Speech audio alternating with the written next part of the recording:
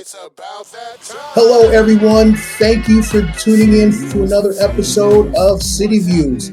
We are so happy today to be able to have a conversation with the Honorable Mayor Eleanor C. Carbone. And we're going to be discussing a few different topics with her. But before we get started, we want to take this opportunity to thank the sponsor of City Views, Toth Insurance Agency, located at 1151 East Main Street. Better protection, better value. Make sure you call Steve and the crew and check them out. In the meantime, the Honorable Mayor Eleanor C. Carbone, how are you this afternoon? I'm well. Thank you, Jack. It's always a pleasure to be able to join you and your City Views audience. Well, it's been a while since we've talked, and so much has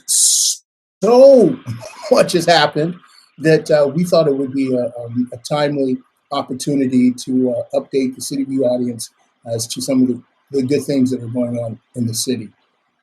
Great. So obviously, Mayor, the number one topic on the agenda has to be the situation with the coronavirus. Obviously, we're in a situation where there is a spike happening, not only here locally, but nationwide as well. I want to commend you and your administration on doing a fairly good job at deploying resources in an effective manner to keep our community as safe as reasonably can be. You know, a lot of that responsibility does fall on us as citizens, but I think that you've definitely held up your end of the bargain. But talk to our audience a little bit about some of your strategies, some of your preparedness issues, and some of the things that you think that they should be aware of so that we can defeat this virus together as a community. No, thank you for the opportunity to share some of the information that we have. You know, this is one of those situations since March when we were first hit with this virus. We have been in daily communication with our partners at the state, whether it was the governor's office, the Department of Public Health, the Commissioner of Education, or through their emergency operations centers. On the local level, weekly, we have held meetings with department heads, the Board of Education, administrative offices, and through our emergency management operations office. And our emergency management directors, Chief Peter Towie and Chief Bill Baldwin, established a joint information center that also included a strategy for informational weekly. We're going to bi-weekly now, informational sessions where every department in the city is brought into a Zoom meeting just to gauge where everybody is. And of course, none of this is really, it doesn't work unless we're then communicating this back out to the public. And that's where organizations such as yourself, as a news organization, our radio stations, our newspapers, and even social media have come in very handy to get that information out and to remind people that the only way to control the spread of this virus is to socially distance, wear your masks, wash your hands, and watch how closely you are standing next to each other. Until the vaccine shows up, that's the best that we can do. And I have to commend Torrington because they have been pretty phenomenal at doing this. Now, there are stations that you're setting up throughout the city for people to, get tested and whatever concerns that they may have. Can you go over that a little bit with our audience, please? Yes, yeah, absolutely. So what do we know? We know that right now, the second wave, we're seeing that the illness is not quite as, the symptoms are not quite as prevalent. They're not quite as severe. So we're finding that a lot of people are experiencing very mild symptoms or no symptoms at all, and yet they then become a vehicle by which the virus is spread. So the state on the whole established the need to test as many people as they can, as frequently as they can. So the testing stations that have been established are our partners at Hartford Healthcare, community health and wellness, and of course the pharmacies that have also stood up testing centers. We want there to be a level of confidence that the earlier you know that you are you have the virus, the easier it is for you to isolate yourself and stay away from the rest of the public, so that that doesn't become part of the spread, part of the social bubble spread that then filters out into the greater community. Now, I know that there are some changes that are being made in the state in terms of what those occupancy levels are for various restaurants and those issues. Can you briefly go over that with our audience, please? Yeah. You know, all along since March, our primary concern is for the business community. I mean, not first and foremost for everybody's health, but obviously the business community, which has been so significantly impacted. With these new guidelines, our restaurants are looking again at less than 50% in occupancy inside their restaurant dining rooms. There is still a very big push to have diners outside if they can possibly be outside comfortably. Gathering space, crowd sizes are limited to 10 indoors. Outdoors, they are looking at under 50. We are obviously trying to monitor all of this so that none of these businesses are put in a position where enforcement then becomes a hurdle for them to continue their operations through what is traditionally probably their most lucrative time of year. Yeah, it's definitely tough for them out there. And Mayor,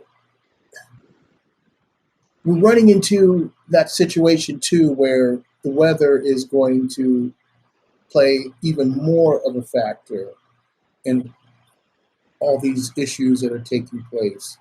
Can you talk to us a little bit about preparations that are being made for when those extreme temperatures hit, and how some of these processes might even be interrupted because of the weather patterns?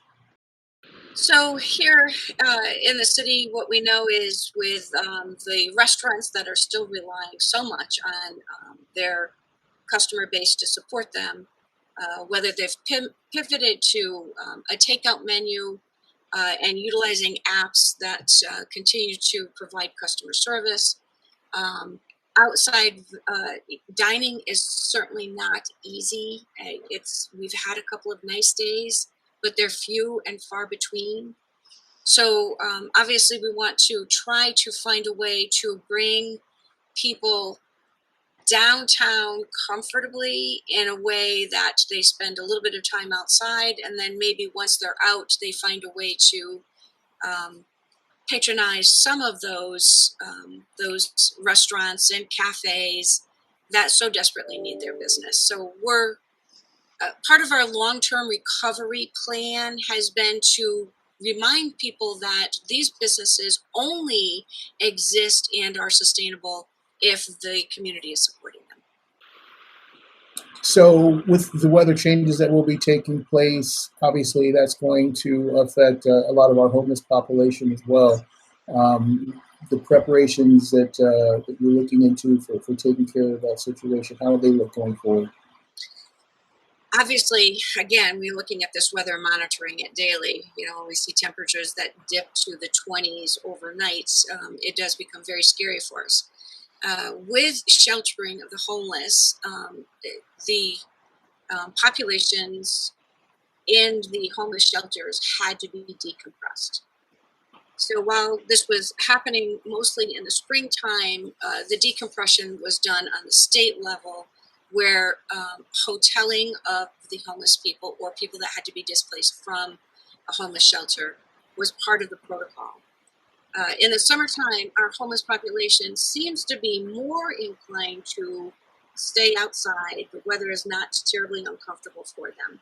However, we're going headstrong into the winter, into those freezing evenings, and the requirement to decompress our homeless shelters and to provide safe overnight accommodations that guarantees social separation is a challenge. For the last 8 weeks, we have been working on finding a location that is large enough to accommodate the number of homeless people that we are anticipating may need to be served, and finding those accommodations that also will provide opportunities to be able to isolate any individuals that may be presenting symptoms or may be struggling with a diagnosis. So that has been moving along. I received word this morning that it looks like the lease is in its final stages. Our goal was to get this up and running by December 1st, and my fingers are crossed that we will meet that deadline. I have to say, in prior years, Operation Overflow always functioned. It was a volunteer organization. Their structure was just what volunteers were able to give of their time out of the kindness of their hearts, and the churches providing the space out of the generosity and kindness of their hearts. So in a pandemic, those options and opportunities are few and far between. So we really did need to take advantage of the CARES Act funding that came to establish this 7-day-a-week, 12 hours from 7 p.m. to 7 a.m. opportunity for our community. Well, it sounds like it's a very challenging situation, and one that many communities are going to be facing. And definitely, the resources in our social services network are going to be stretched. They are, and mostly it is the human resources that are stretched. So with CARES funding, with grant funding, there appears to be sufficient financial resources. Our local service clubs have also stepped up in a big way, providing a guarantee of donations should we need them. But it's those human resources. When you're dealing with a pandemic, there are, and usually the volunteers are older in age. They're disinclined to come out and spend the night when they really need to be home and keeping themselves safe. So I agree with you. It is challenging. And, Torrington is different. You look at those larger municipalities, Waterbury, Hartford, New Haven, they are a population of over 50,000, and they get federal funding to provide these kinds of social services. In Torrington, we don't receive those federal resources. We are relying on the kindness of donors, our social service agencies, and the service organizations that exist. So we're different, we're unique, and I'm proud of the fact that this community does that. Well, it's always been my feeling that when the chips are down, Torrington steps up. Torrington does. You're right. So, Mayor, I think that we had a successful referendum challenge on the ballot a few weeks ago, and in your infinite wisdom, you chose to put this proposition on the ballot for the community to have a say in. And it looks like we're going to be marching forward with a new high school. Talk to our audience about your sentiments about that. This is an exciting time. Nothing is more reassuring than to have your voting public vote on something of this magnitude. When I chose to break the tie and advance that referendum question to the ballot, my only hope was that, first and foremost, there'd be enough time for the voters to be informed. Second, I really wanted to make sure that we engaged the largest number of voters. I didn't want this thing to go out with 1,200 voters and it squeaked by with, a margin of only 1 or 2 votes. That certainly isn't a mandate of the community. And that third part B, that it did pass by a wide margin so that there was a clear message to the entire population that this was overwhelmingly something that the community wants. I can honestly say with this referendum, all of that occurred. I think it's exciting. I've already met with the superintendent and the business director to talk about how we keep this thing moving forward quickly, going through bonding, going through borrowing, and utilizing any resources that we have immediately available so it can keep moving forward. Well, it is an exciting time when you think in terms of how to accommodate the growing population in Torrington right now, and to have the benefit of a new high school on the agenda, I think is an exciting step forward for the city, and will definitely, hopefully, attract people to the region who are looking to enhance the quality of life. No, that's very well said. I was reading an article in yesterday's paper. Our school population continues to decline. I think they noted that we're down another 4% in student population for this year. But what do we know? We know that Torrington, since the pandemic hit, has been a destination for new property purchasers. We were 10th on the list of the location where there were the most mail forwarding to the 06790 zip code. So we want to make sure that if we're going to capture those families that are relocating to a smaller community where they may have a yard that their kids can play in, we want to make sure that we're offering them a full complement of great things in the community, and certainly a great high school would be one of those. If you don't mind me sharing this with you, I think it's probably kind of ironic. When we were working on the Working Cities Challenge, we were trying to come up with ways to attract people to. The pandemic did not come up with that vision. It certainly didn't. No, you're right. But one of the other things that I think that will be exciting for newcomers to the community is the Franklin Store project. That it's completed now, and it's definitely adding an artistic flair to downtown. Talk to our audience a little bit about how you feel about how that project is coming together. You know, again, when you mention the Working Cities Challenge, so many things that we've been doing over the last 6 or 7 years has been engaging the public. Tell us what you want. Tell us what you need. You know, what are your expectations for success as a community? So the Franklin Street Plaza was certainly one of those public opportunities. I think we had a total of 6 public informationals where the public were invited to come talk with us. We had a few of those public informationals over there on Franklin Street. And we listened to what the public was saying. What they want is they want a place that can be a social civic place where you can have congregations such as a Main Street marketplace, which can be a plaza marketplace. They want to have a place where music and arts are available. They wanted to have a place where a wine tasting or a beer fest could be held, which we can't do those in our city parks because of our ordinances. So I think we collected all of that information, distilled it to a design that meets that need, and then built a few extra provisions in there so that we could grow.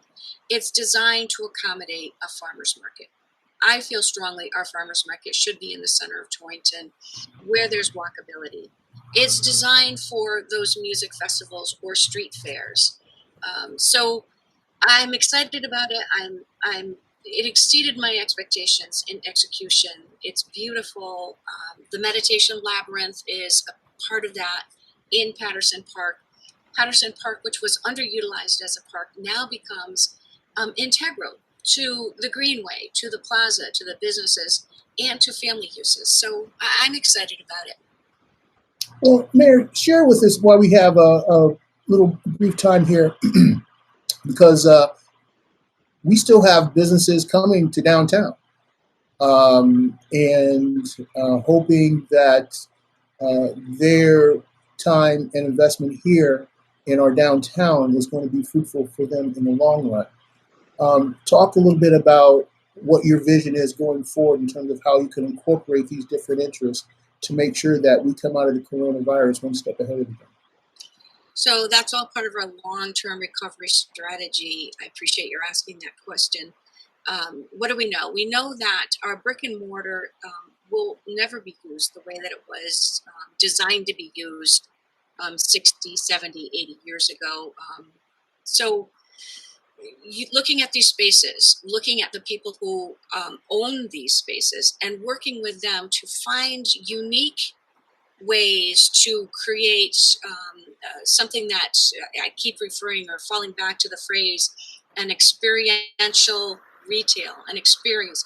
Kids nowadays, younger people nowadays, and even some of us retired folks or old enough to be retired folks, they're looking for the experience. It's not just going to a restaurant or going to a pub. You're looking for the experience. So my next steps looking forward over the next couple of years is to work with all of those landlords, work with those potential spaces, help them identify how can they be reused differently that still brings people downtown, supports a business, and makes the community feel good about the heart of their city.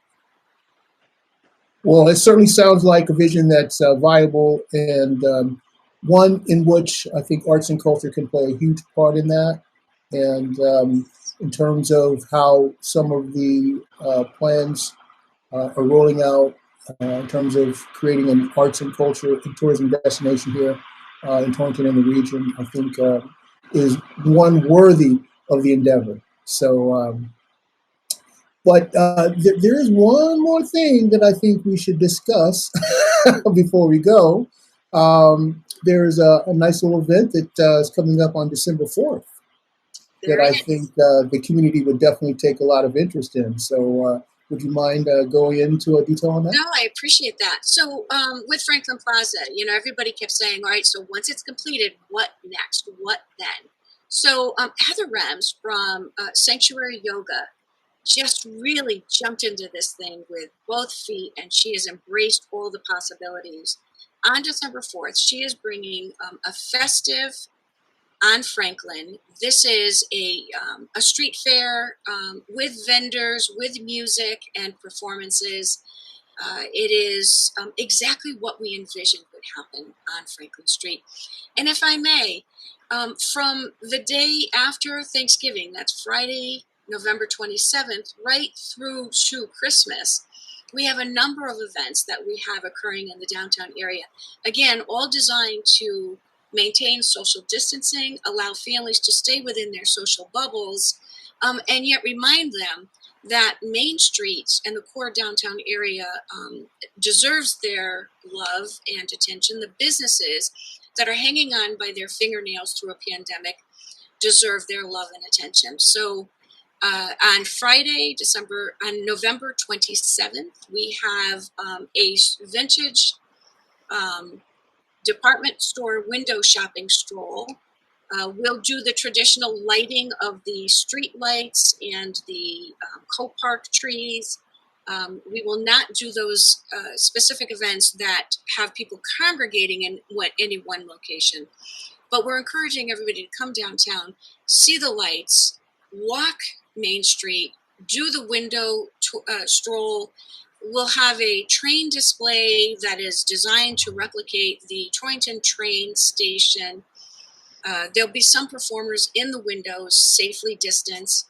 And then we end at Co-Park where the lights are on, the fire trucks are lit, and there will be hot chocolate and popcorn available. The next day, which is Small Business Saturday, we're also doing for families a story walk. And we will be featuring the book, 'Twas the Night Before Christmas.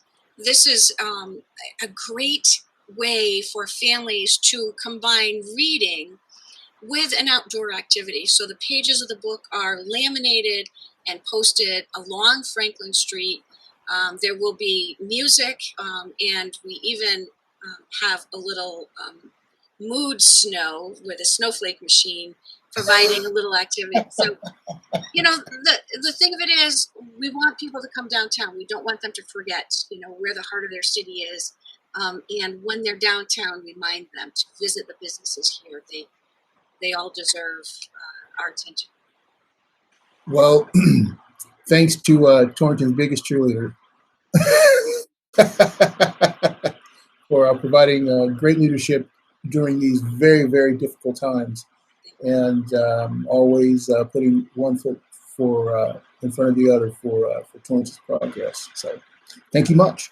No, thank you. And my gratitude goes back to, again, all of those various media, the news media, social media, the people that get these messages out and keep us all in communication. So my gratitude goes back to all of you. I do wish you a happy Thanksgiving and happy holidays. Likewise, Mayor. Thank you much. It's about that time. And once again, we'd like to thank the sponsor of City Views, Total Insurance Agency, located at 1151 East Main Street. Better protection, better value. You guys stay tuned for more good stuff coming at you right here from the production team of City Views, coming at you each and every Tuesday evening at 7:30. You can also catch us on our YouTube channel at cityviews-ct, or as always, on our website at cityviews-ct.com.